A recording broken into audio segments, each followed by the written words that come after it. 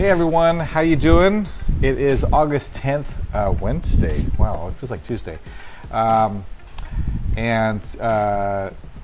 malam to my Indonesian friends. Apa kabar? Hope you're all doing good. I'm here today out at Onili Park. It's windy. The wind's behind me, so that's why I have the microphone here. I'm hoping you guys can hear me okay. And what did I do today? Today I did a drug test. So my stepmom Elaine is like a master mystery shopper. She teaches classes on how to do it. If you don't know what mystery shopping is, it's basically you go into a store and you're kind of a mystery shopper. It's what it sounds like. You go in there and you sort of evaluate the customer service, and there's very specific things. It sounds easy, but actually there's a lot of things you have to be very careful about. So you have to be really good at attention to detail, and they do shops at just about any major chain you've ever heard of, even some smaller ones. But she mentioned this one, it's called an audit.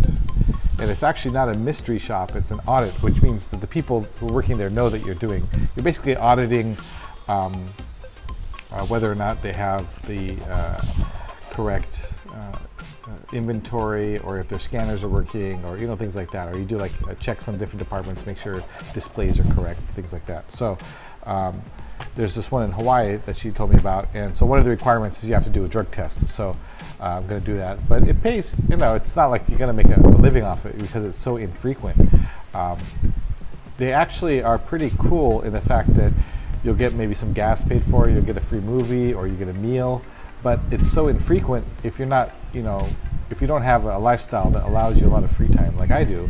I mean, I don't have a lot of free time, but it's more flexible, so I can take time to go do something like this. Or if you're retired, which my parents are, then they have the time to do stuff like this. So anyway, she mentioned it. I'm going to Oahu next week, so and they reimbursed me for the drug test and all this stuff, so background check. So I figured, why not? And it's not like I'm going to not pass the drug test. I don't take drugs, so easy peasy. Anyway, that's kind of cool. I won't say what the audit is for. That's I don't think I'm supposed to, but it's irrelevant anyway. But it's kind of cool. So I did that this afternoon. In the morning, I was doing some work. My LLC filing came through. I got my federal EIN, my employee identification number, or employer identification, something. It's the federal number you need for a business.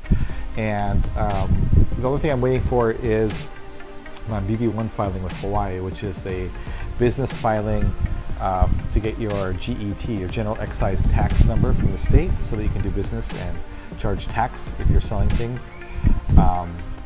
And each island has their own tax rate. They're more or less around 4%. But so I'm waiting for that. Their system is closed until August 15th, so I got 5 days to wait for that. And this business isn't going to go live until August 1st or October 1st anyway. So I have almost 2 months until I need to really have everything in line. But with the FEIN, which you can get online in literally like 5 seconds, and it's free, it's amazingly fast. And the LLC filing was like $50, and I did that online too. You can do it all online, like in a couple hours you'd be done with everything. You need to form a corporation, or not even a corporation, it's form a company. Technically an LLC is not a corporation, it's a limited liability company. So it's not incorporated. There's no articles of incorporation. So yeah, I guess today's topic is about how to create a business in Hawaii. So a few things I found out about this whole thing is that an LLC, when you're just a single person in the LLC, you don't have any employees, and you're the only one working for yourself. I gotta take these out of my ear so I can hear myself. When you're the only one working for yourself, it's essentially a pass-through organization. It's as if you're a sole proprietor. A sole proprietor is basically just some person who says, hey, I'm making money, I'm selling services now, so just pay me directly, and they do the taxes directly with the government. So you're taxed to have your own business. So LLC works very similarly to that. The advantage of an LLC over a sole proprietorship is that an LLC gives you a little bit of liability coverage, so people can't go after you directly. So it's not as essential for someone like me who's doing a web design business, because it's all service-based. I don't have a product. No one's going to choke on my website. No one's going to slip and fall on my website. And as long as my contracts for my company, like the contract between me and my clients, are well made, then that's really your liability coverage for this kind of service-based business. So, by the way, I really hope this microphone doesn't do that clicking sound that happened yesterday. I apologize. I took out this little thing, doohickey, I think was causing it, so I guess I'll find out after I'm done with this. So, LLC is a good way to go if you're just by yourself doing your own thing, but it's also a good way to bring on employees. But then you have to file for a payroll tax thing, and you got to start doing payroll and taxes on that, and filling out, workers' comp stuff and all that thing. So I don't have any employees, so it works really well for me. And if I do hire anyone, it's more on a contract basis. So I'll do a W-9 for them, or maybe they're like a remote worker in another country, which I have to figure out exactly how that works. So LLC is really easy to file. It costs $50 in Hawaii. You file it online, super fast, super easy. They get back to you within a week. I think it was let's see, I filed it on Friday probably, and today's Wednesday, and it was done. So less than a week it took to get my LLC paperwork filed. And then you just have to, in this state, you file for a general excise tax number, and I filed for a trade name. So the trade name was like $20 to file for that, and I think the excise tax was free to file, or like $10 or something. Everything altogether was like $75 to form everything.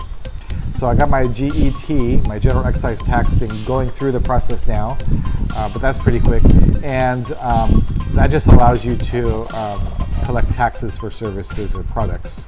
Like if you're selling jewelry or something, you can you add on a general excise tax for your products that you have to pay to the state. So you can either pass that on to the consumer, or you can absorb that yourself and just add in like $5 or something to your cost, and then know that that's the GET that you're adding on. And what else? So yeah, the federal EIN, the FEIN, the EIN, some people call it. You can, once you have the LLC stuff figured out, you can go online to the website for the federal government and literally just fill out some questions, and it's done. And they give you a number like right away. It literally took me 5 minutes to do it. I don't know why I was delaying that. So now with that number, that means now that's the number you use when you're filing taxes as that LLC. And the LLC actually, since I'm just a sole member of the LLC, I don't even have to file additional paperwork. I just file as if I'm a sole proprietor. So I do a 1040 with a Schedule C, a Schedule SC, all the normal, like if you're doing your own business, you do a Schedule C, right? And you can itemize your deductions as well. Just keep good track of stuff. Use QuickBooks or something, or even a spreadsheet. I mean, if you can't afford QuickBooks, which is like $10 a month, just use a spreadsheet. And just track your expenses for business, and then, and if you're doing a 1040, then track your personal like tax deductible things, like for church or charities or things like that. Professional, like education, my college. If I was paying tuition, which I'm not because I got a grant, but if I was paying tuition, I'd have to pay for that. Or anything like that. So professional development, you study something, that's tax deductible, which is kind of cool. So that's it. That's basically how you start a company. That's the logistics of it. But now, oh yeah, and then you open a bank account. So in order to open a bank account, a business bank account, you need your EIN, you need your GET, you need the like the LLC filing information, so they have that on record. And you need your ID, of course. You need like $100 to start the account. So Bank of Hawaii, which is where I'm going to do this business account. I have my other business account with American Savings Bank, but I'm going to do this one at Bank of Hawaii to keep them completely separate. And it costs $100, but there's no minimum on this particular account. So it's just $100 to set it up, and then it's set up, and then I can, that's my account. Pretty cool. So, whoa, dust storm. The wind picks up, and it's dusty over here, and it just goes like funnel. It's like a twister, and you get this huge, just massive dust cloud that just washes over the road. It's crazy looking. So that's how you form a company in Hawaii. But the reality is that you need to also do due diligence on planning your business, and that's why I'm doing that Core 4 class that I started last night, and it was really good. There's only 3 of us in the class, so it's nice and intimate. But it's given me a lot of things to think about, a lot of ideas, even with the first class. And it's 12 classes, and it's been going really well. I think Ruki's going to join me for tomorrow's class. And it really helps you sort of get your ducks in a row as far as whether or not your business idea is even valid to start with. It kind of figure out, okay, what do I need in order to pay myself? What do you need for the finances? What do you need for this? What do you need for that? And really working through that whole process and planning out your business so that you know in 3 to 5 years what you're aiming for, and you have a goal, and you have, a business plan. And a business plan is basically a plan for your business. Hence the name business plan. So that's the whole thing. Really work on your plan, and it could take anywhere from a week to a year to come up with your plan, maybe even a couple years. But it's good to be diligent with that and really kind of narrow it in and make sure you understand how you're going to make money, how you're going to serve your customers, how you're going to serve your audience and your clients, and what your systems are going to be for your business, and how you're going to generate revenue, what your expenses will be. All that stuff needs to be figured out. So you have a good business plan, and maybe you can get a business loan if you have a good business plan, or a grant even, who knows. But that's it. That's all for today. It's 11 minutes. Good Lord, I talked a lot. 11 minutes. And so yeah, that's it. Thanks. Wait, thanks is terima kasih. Terima kasih is thank you in Indonesian. So terima kasih, and I'll see you guys later, and hope you all are doing awesome. Have a great day, and keep on keeping on.